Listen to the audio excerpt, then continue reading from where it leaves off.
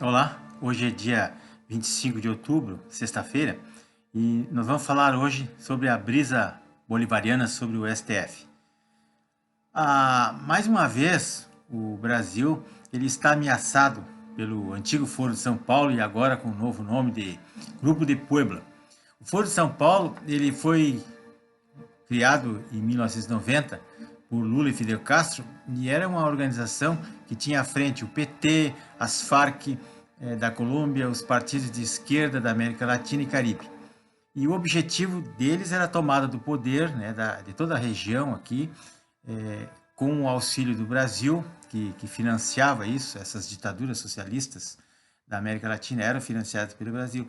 Então esse grupo ele queria tomar o poder e transformar toda essa região aqui numa grande república socialista aos antigos moldes da União Soviética.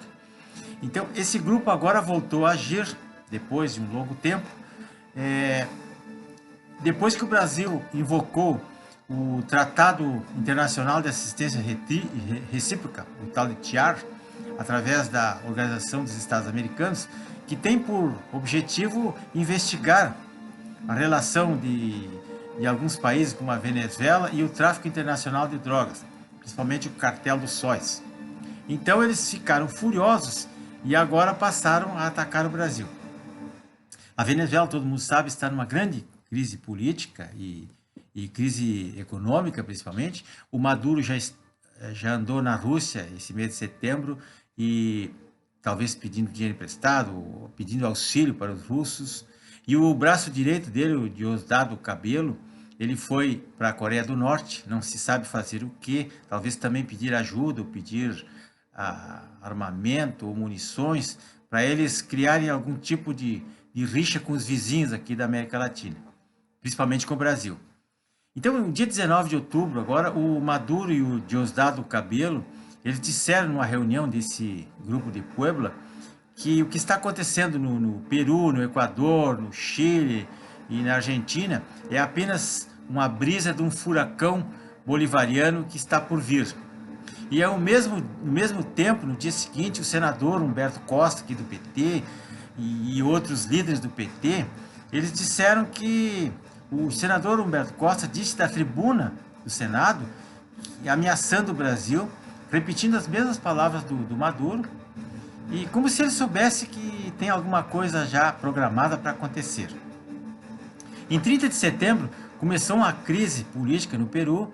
O presidente Martin teve que fechar o Congresso e mudar até a sede do governo e barrar as nomeações de juízes da Suprema Corte.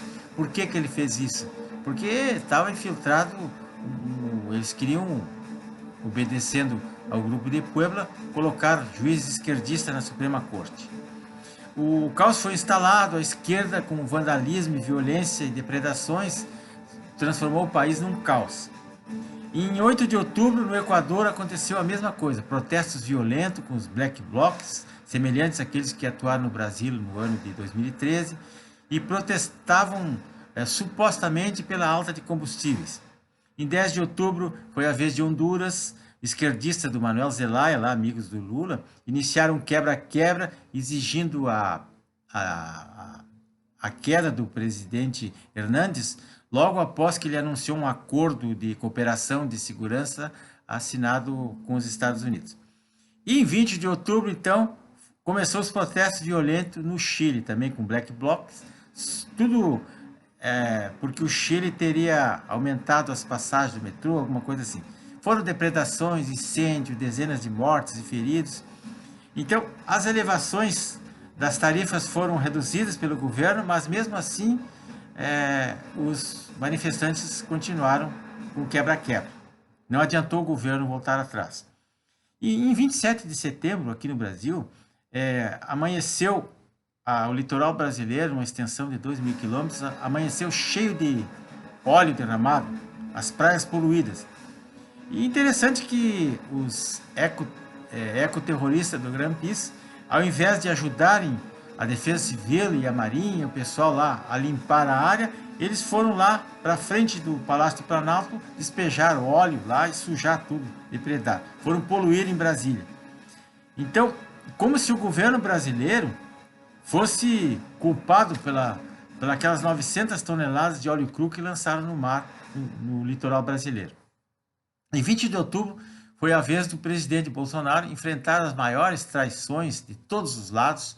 Ele teve um racha no seu partido, PSL, é que o establishment burocrático está agindo para criminalizar os apoiadores mais leais do presidente e derrubá-lo. Enfim, a reforma da Previdência acabou sendo aprovada, com retalhos mais aprovados. E esse processo de guerra híbrida começou após a eleição justamente do Bolsonaro e com a queda do PT no Brasil, que reduziu a dominação socialista no segundo país da América Latina, que é líder mundial, é líder natural dessa região aqui. Então a esquerda ficou enfurecida, principalmente quando o Brasil invocou o TIAR, para que poderá colocar muitos desses ditadores narcotraficantes aí na cadeia, como Nicolás Maduro. Então eles estão a fim de derrubar os governos de direita. O mais grave, porque 23 de outubro começou o teatrinho que é o motivo desse vídeo, o teatrinho do STF, com uma brisa bolivariana lá, para soltarem bandidos, principalmente de Lula, e acabar com a Lava Jato. Iniciaram então a votação da proibição da prisão em segunda instância. Aquele teatro enorme. Começou dia 23, na quarta-feira, dia 24 na quinta, foi o segundo dia de votação, com um placar de 4-3 a favor da prisão em segunda instância, e o julgamento foi suspenso. Misteriosamente, de repente, o ministro Toffoli anunciou que o julgamento estaria suspenso e passou para a semana que vem, lá para o dia 6 ou 7 de novembro. Então deverá voltar à pauta, Então temos 13 dias para repensar.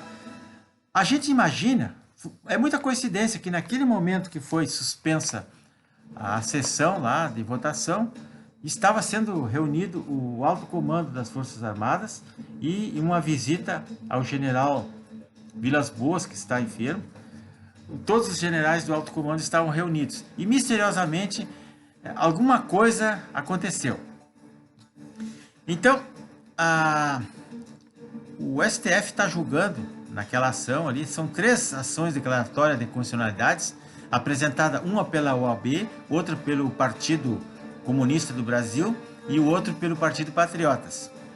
Em 2016, o STF já tinha permitido a previsão da prisão dos condenados em segunda instância, Então, pela 5ª vez, eles estão reexaminando essa matéria que começou lá em 2009.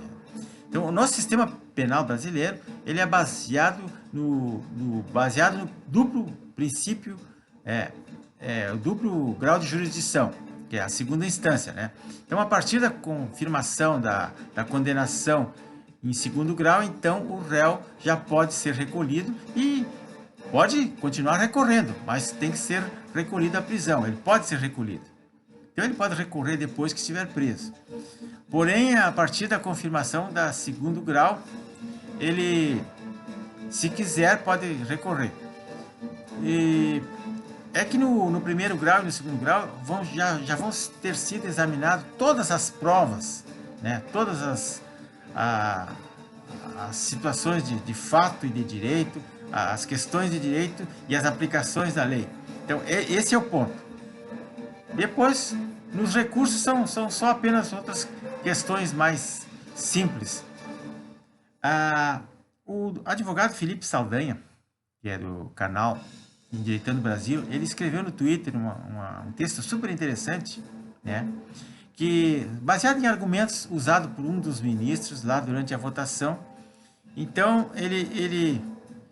os ministros sempre dizem que estão defendendo os pobres, os pretos, os periféricos, as pessoas humildes, mas eles não estão defendendo ninguém. E eles dizem que estão defendendo, mas não estão, a gente sabe disso, ninguém é bobo. Então, o Dr. Saldanha disse o seguinte: os pobres, os pretos e os periféricos são usados por vigaristas para justificar o livramento de criminosos ricos que roubam a esperança e o futuro dos pobres, dos pretos e dos periféricos. Ele explicou isso aí. É realmente o que acontece. Nós estamos sendo iludidos por eles. Eles estão trabalhando para alguém, eles são uma corte política. Eles não estão lá para fazer justiça, para defender ou para condenar ninguém. Eles estão lá para fazer as defesas dos foro privilegiados, dos políticos e dos ricos. Então o julgamento do STF, ele já acabou. Né? Nós já sabemos que com o voto da ministra Rosa Weber, o placar final seria de 6-5, pela proibição da prisão em segunda instância. Eles querem proibir, não, querem soltar todo mundo, soltar toda a bandidagem. Algum ministro poderia pedir vistas para atrasar o julgamento, atrasar o desfecho trágico, mas não ia adiantar nada. Isso jamais ocorrerá, a gente sabe que eles não vão pedir isso. Então, restariam ainda os votos do Gilmar Mendes, do Celso de Mello, do Toffoli e da Carmen Lúcia, mas esses aí são votos consolidados. A gente sabe que eles vão votar pela proibição da prisão em segunda instância. Mesmo que a ministra Carmen Lúcia mudasse seu voto, ficaria 5-5. E como o ministro Toffoli vai ser o último a votar, ele ia desempatar, ele ia dar o voto de Minerva. E desempataria. Então só restou agora o Exército Brasileiro, como sempre. As Forças Armadas que vão ter que nos socorrer. O Exército sempre foi usado para recolher os mortos, para combater o incêndio, para limpar a sujeira que ficou, para tapar buraco das estradas, desentupir bueiro, ou então correr atrás de traficantes nos morros, quando o Estado não tem mais competência para resolver, então chama o Exército como um paliativo. Aí vem a GLO, Garantia da Lei e da Ordem. Isso é balela. Então, mais uma vez, o povo brasileiro espera socorro das Forças Armadas, porque ninguém mais pode nos ajudar para nos livrar desses demônios. E precisamos que aconteça uma interferência para poder salvar as próximas vidas, né? Evitar o próximo estupro, evitar o próximo assalto, o próprio assassinato, o próximo roubo, né? É isso que está acontecendo. Isso que eu disse agora foi só para esclarecer as pessoas que não sabem o que está acontecendo. A situação é muito grave. Peço a todos que se inscrevam nesse canal e aqueles que ainda não são inscritos, e tenham um bom fim de semana a todos.